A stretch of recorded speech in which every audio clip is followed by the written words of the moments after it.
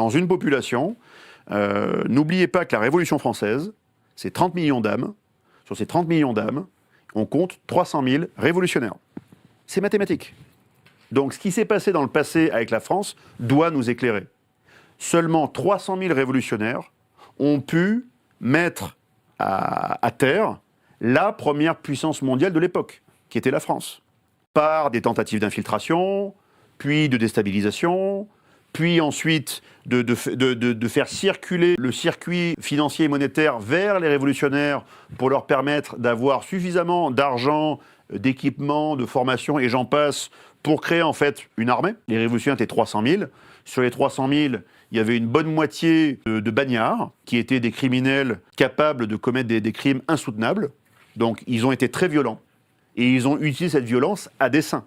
C'est pas eux qui l'utilisaient bien sûr. C'est pas les grands chefs. C'est tous les bagnards. Ils ont ouvert les bagnes de Brest, les bagnes de Toulon.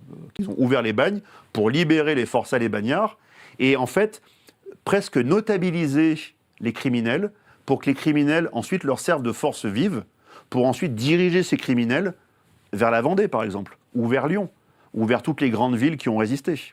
Donc 300 000, donc 1%. Aujourd'hui, nous sommes 70 millions de Français. Il faudrait que dans un corps arrive à se détacher de la France une autre élite. On peut parler d'élite mondialiste.